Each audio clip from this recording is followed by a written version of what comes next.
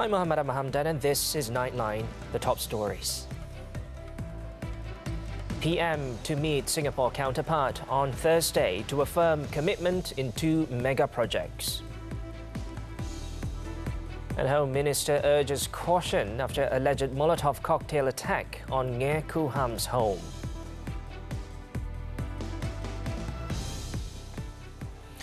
Good morning. We begin with this headlining story. Prime Minister Datuk Seri Anwar Ibrahim is due to meet his Singapore counterpart Hsien Loong on Thursday in Johor, a meeting which can be described as another milestone in bilateral relationship as they affirm their commitments in 2 mega projects. Both leaders would have a busy schedule as they attend 2 high-level functions in which both countries have vested interests. In the morning, Anwar and Lee are scheduled to visit the Rapid Transit System RTS Link project in Johor Bahru, where both leaders would get an update on the progress of the billion ringgit project. The RTS Link project is a railway shuttle link of about 4 kilometres with 2 stations, one in Bukit Jaga, Johor Bahru, and another in Woodlands North, Singapore. MRT Corp has been tasked to develop the 2.7 kilometres Malaysian portion of the rail link and the requisite structures, while the operations were slated to be undertaken jointly by Prasarana Malaysia Berhad and its Singaporean counterpart SMRT Corp Limited. Once completed, the RTS link would be the 3rd land bridge to Singapore and could likely ease some of the headache of the infamous traffic legacy or congestion at the Johor Causeway. Apart from RTS, Anwar and Lee would then proceed to another event to witness the signing of the Memorandum of Understanding on the Johor-Singapore Special Economic Zone, JSS, between Malaysia and Singapore. For 2022, it was reported that Johor secured 70.6 billion ringgit worth of foreign investments in various sectors, with Singapore, the 2nd largest foreign investor, contributing to around 70% of Johor's total foreign direct investment in the manufacturing sector. The Home Affairs Ministry has called for the public to let the police conduct a thorough investigation into the incident involving a Molotov cocktail being thrown at the residence of Burs SMP, Datuk Ngeh Koo Ham in Air Tawar, Perak on Wednesday. Its Minister, Datuk Seri Saifuddin Nasution Ismail, also urged the public to not make any assumptions or preliminary conclusions about this incident until police carry out a complete investigation. Dia adalah victims, okay? Tapi dari segi pasukan polis, kita kata tugas untuk establish motif, mengesan suspek, mencari semua punca, sudah pun bermula. He said this at a special media conference in Putrajaya on Wednesday. Asked whether the police would increase security detail for MPs following the incident, Saifuddin said the police would ensure security and order for all Malaysians, including MPs. Perak Police Chief Datuk Seri Muhammad Yusri Hassan Basri is reported to have said that the police were actively tracking the individual suspected of throwing a Molotov cocktail at Ngeh's house, which caused 3 vehicles to be damaged. Initial investigation at the scene by police only found 1 bottle suspected to be a Molotov cocktail used in the incident. Now, speaking at a media conference, the Burs MP said he forgives the people behind the fire that broke out at his home this morning, damaging 3 of the DAP men's vehicles. He added the perpetrators might have been misled by falsehoods and instigated by others into committing the act. Kalau mereka telah terpesong kerana kepalsuan ataupun fitnah yang dilakukan oleh setengah-setengah pihak, mereka lakukan ini bertaubat. Saya maafkan, tapi ini satu telah kesalahan dari segi jenayah. Saya harap mereka bertaubat. The Perak DAP leader added that he was not involved in quarrels or disputes with anyone. He also said he did not receive any threats in the form of phone calls or messages before the incident on Wednesday morning and will leave it entirely to the police to investigate the case. The matter was also discussed by the Cabinet in its weekly meeting on Wednesday. Communications Minister Fahmi Fazil, who is also the Unity Government spokesperson, said the Cabinet strongly condemned the attack and also reminded all Malaysians to always act in accordance with the law, including in managing differences of opinion. Jangan sesekali cuba membuat sebarang percubaan mengapi-apikan sentimen atau menghasut rakyat untuk melanggar undang-undang, terutama terhadap mereka yang berlainan pendapat. Jemaah Menteri turut memberi amaran keras bahawa sebarang tindakan yang melanggar undang-undang akan diambil tindakan tegas oleh pihak berkuasa. Fahmi also expressed the Cabinet's appreciation to the Fire and Rescue Department for its quick response in extinguishing the fire. Meanwhile, in a statement, the DAP has strongly condemned the violent attack that it said could threaten the safety of Nye and his family. DAP Secretary-General Anthony Loong insisted that any form of violence is unacceptable in dealing with differences in society. He also expressed condolences and solidarity with Nye's family over the incident. Loong added that a police report has been filed and expressed certainty that the police will act decisively and quickly to investigate and apprehend the perpetrators of the crime.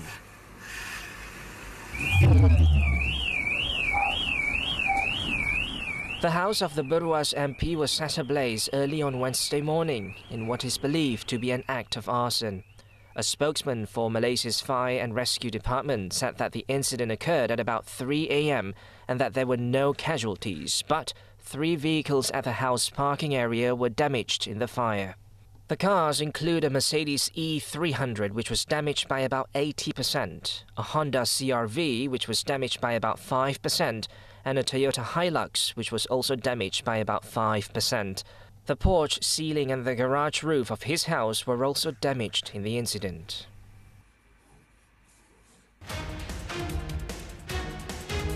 In this brand new year, what are the new challenges that Malaysian businesses are most concerned about? In a rapidly changing global economy, what strategies should Malaysian businesses adopt to remain competitive internationally? Money Matters this week with Tan Sri So Tian Lai, President of the National Chamber of Commerce and Industry of Malaysia, at 5 p.m. this Saturday on TV3 and live HD stream on Tonton. The Malaysian Anti-Corruption Commission, MACC, met former Prime Minister Datuk Seri Ismail Sabri Yaakob to record his statement on Wednesday. Ismail Sabri is believed to have been questioned over the previous administration's expenditure on the Keluarga Malaysia promotion campaign. It is learned that the statement was recorded in the city centre at 10 a.m, relating to contracts awarded to specific individuals for promotion. The investigation is being conducted under the Anti-Money Laundering, Anti-Terrorist Financing and Proceeds of Illegal Activities Act 2001 and the MACC Act 2009. On January 8th, media reported that MACC will call in one former Prime Minister as early as this week in their investigation on the 700 million ringgit spent by the previous federal administration on the Keluarga Malaysia promotion and publicity work. MACC Chief Commissioner Tan Sri Azam Baki said the former Prime Minister, his predecessor and the people from his office would be the last people to be called in for the investigation. In the meantime, the wife of Tun Daim Zainuddin, Toh Puan Naimah Abdul Khalid and their 2 sons presented themselves at the MACC headquarters on Wednesday to give their statements and assist in the graft agency's investigation into the former finance minister cum businessman. Naimah, Muhammad Amin Zainuddin and Muhammad Amir Zainuddin arrived at the MACC headquarters at about 10:05 a.m. along with their 2 lawyers. In a brief statement to the press before entering the premises, Naimah said she and her sons would give full cooperation to the MACC as required by the law. Meanwhile, MACC Director of Anti-Money Laundering Division, Datuk Muhammad Zamri Zainul Abidin, confirmed that statements from Daim's wife and sons were taken to facilitate the investigation under the anti-money laundering law. The MACC previously clarified that the investigation into Daim was based on information obtained from the Pandora Papers and that the investigation papers into the case were opened in February last year. According to the MACC, the investigation on Daim was carried out under the MACC Act and the Anti-Money Laundering, Anti-Terrorism Financing and Proceeds of Unlawful Activities Act. Moving on, 1.4 million members of the Employees Provident Fund, EPF, between 40 and 54 years old have received the government additional contribution incentive of 708 million ringgit. The one-off 500 ringgit incentive was allocated for individuals with EPF savings of 10,000 ringgit or less as of February 24th last year. The contribution announced during the tabling of 2023 budget aims to incentivize EPF members with modest savings approaching retirement age to continue to save and expedite the accumulation of their retirement savings. The number of flood victims in Johor dropped significantly, but Pahang registered a slight increase on Wednesday night as 9,144 flood victims remained at 72 temporary flood relief centres. Kelantan continues to grapple with worsening flood conditions, with a total of 7,534 people placed at 50 relief centres across the state. According to the Info Bencana JKM website, Kota Tinggi is still the worst affected district with 4,446 evacuees. Some of the relief centres in the district were also reported to have already approaching full capacity. In Pahang, 1,610 flood victims sought shelter at 22 relief centres in 3 districts, namely Pekan with the highest number of evacuees at 977 people, followed by Rompin with 608 people and Maran with 22 people. Indonesia to revive $10.5 billion seawall plan. News from the foreign front when we return.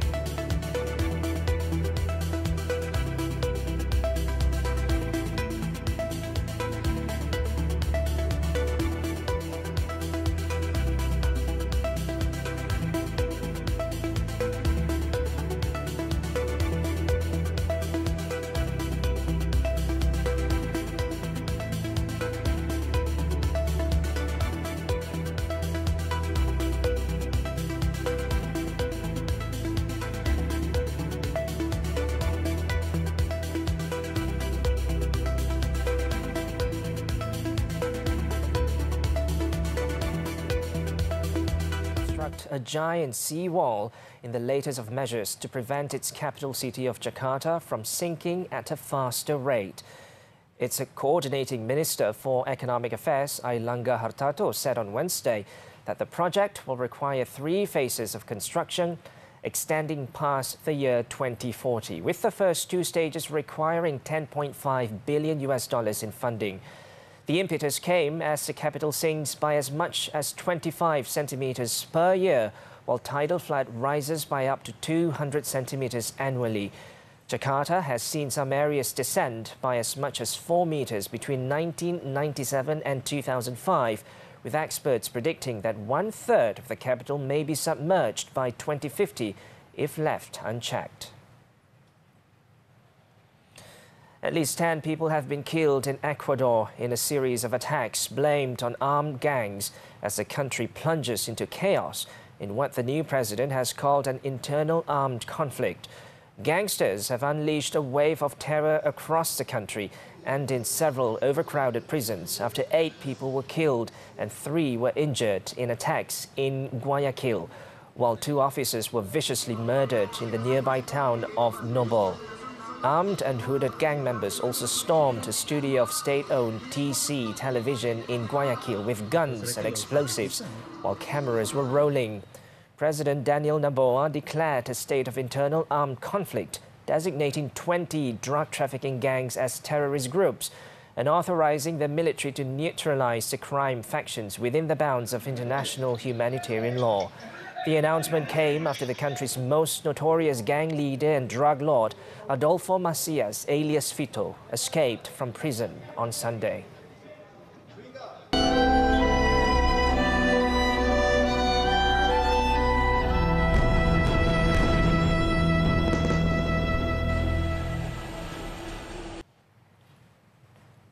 As Zionist violence continues in Gaza, bombing near Al-Aqsa Martyrs Hospital in Deir al-Balah has reportedly killed and wounded at least 40 people.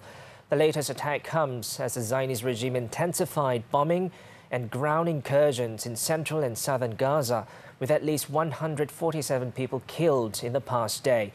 According to Gaza's health ministry, the death toll in Gaza has risen to 23,210, with nearly 60,000 people also injured since October 7th. On another note, U.S. Secretary of State Antony Blinken made clear to Israel that Palestinians must be allowed to return to their homes in Gaza as soon as conditions allow and must not be displaced from the enclave.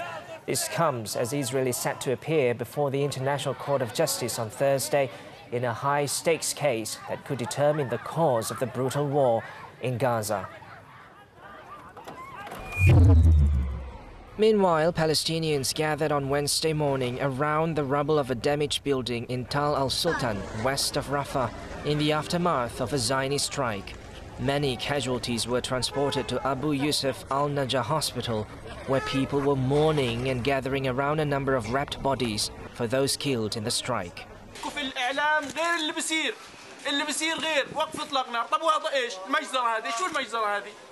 ايش مجزرة بيت 5 طوابق كل طابق شقتين يعني 14 بيت بتحكي انت 14 بيت مليانين اطفال ومليانين نساء ومليانين رجال ومليانين رضع كمان لمين نروح تشكي وانه وقف اطلاق نار وانه كذب بيضحكوا على العالم فيه هذول حبة مجرمين.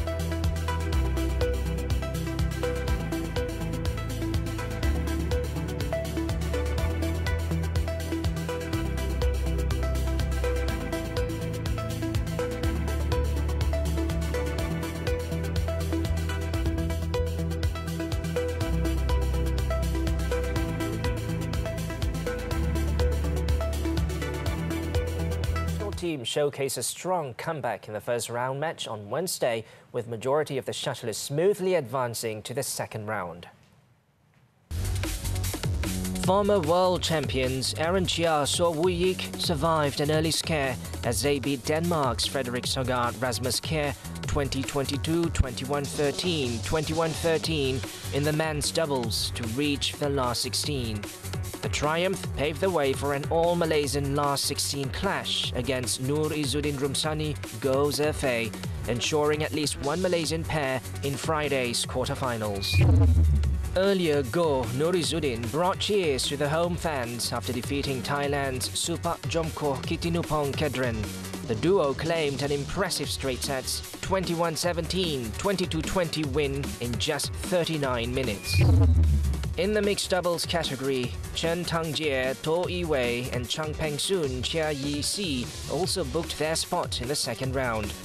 World number 9 Tangjie Yi-wei ousted Francis Tom Jikel Delphine Delru 21-17, 21-18, while Peng-soon Yi-si fought hard to overcome Taiwanese pair Chang Ko-chi Lee Chin-chen 11-21, 26-24, 21-8. The sole women's singles player Go Jin-wei also made it through to the second round after beating Taiwan's Song Shuo-yun 21-18, 21-11. She will face Indonesia's Gregoria Mariska Tunjung in the next round. Meanwhile, Malaysia's campaign in men's singles came to an end after Ng Zi-yong suffered an unfortunate back injury and was forced to concede a walkover when trailing 8-12 to Japan's Koki Watanabe in the first game of their first round match. Also shown the exit was national women's doubles pair Anna Cheong Teo Mei Sing. The duo found South Korea's second seeds Baek Ha-na Lee So-hee too hot to handle, going down 14-21, 13-21 in 43 minutes. It was also the end of the road for Go Pei-ki Lau Yin-yuan after they suffered a disappointing 13-21, 13-21 defeat to Chinese pair Zhang Shuxian Zheng Yu, while another pair Vivian Hu Lim Chiu-hsien were sent packing in the opening round with a 21-15, 21-16 loss to China's Li Wenmei Liu Xuan. When Nightline returns, international drug trafficking syndicate busted.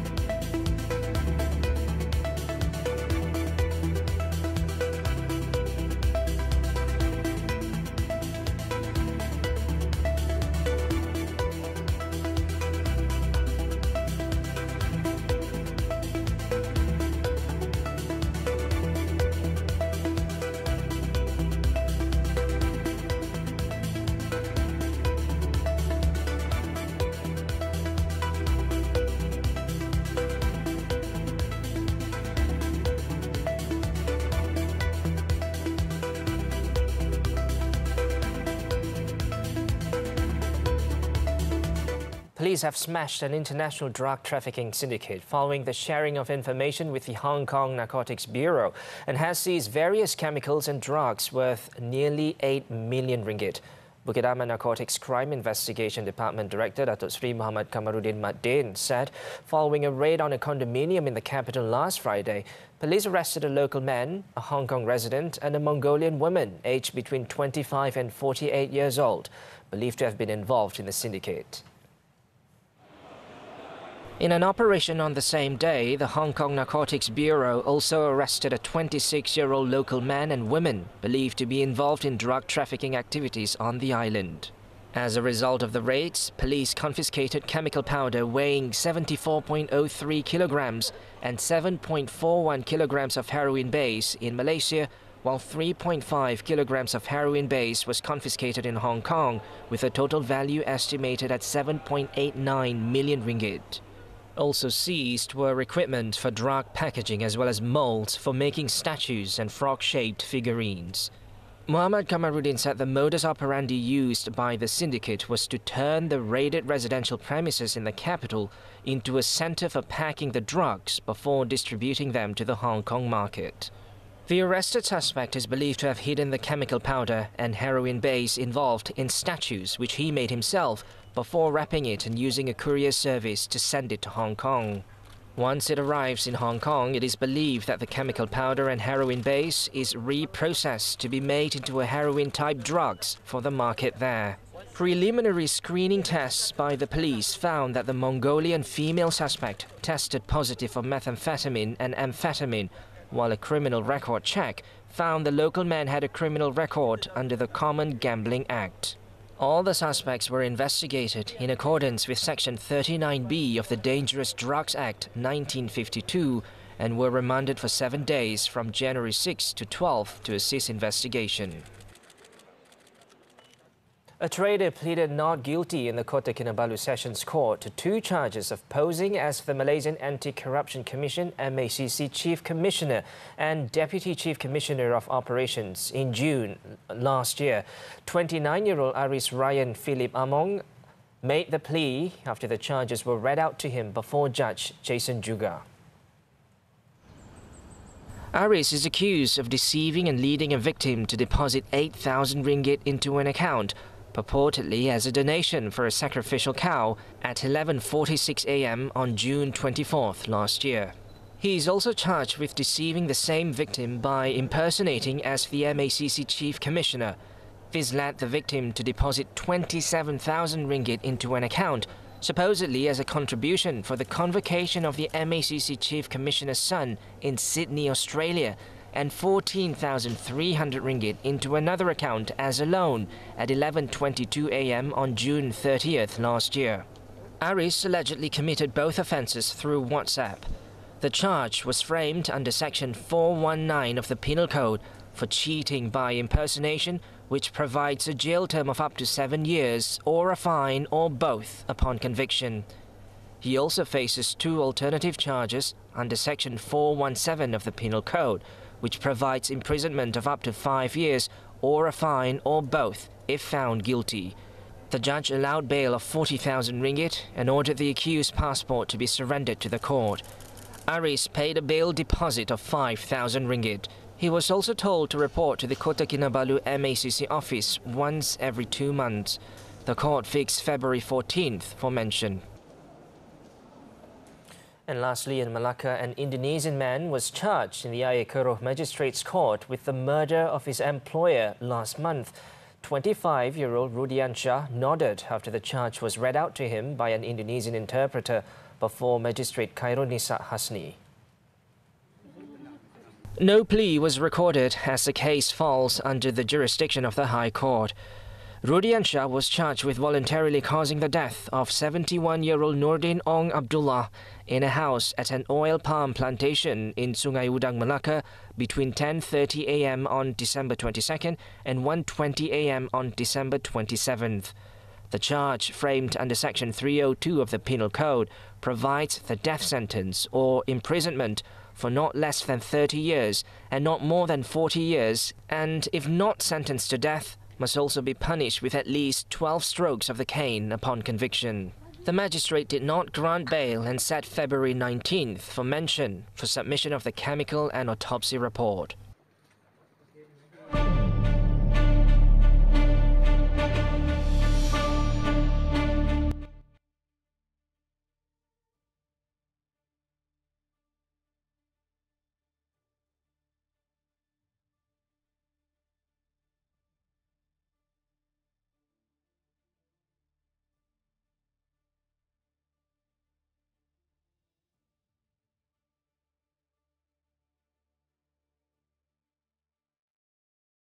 From a replica of Queen Elizabeth's coronation gown to a reproduction of the gold state coach, costumes, props and sets from the award-winning royal drama The Crown will go on display in London this week before going under the hammer at an auction.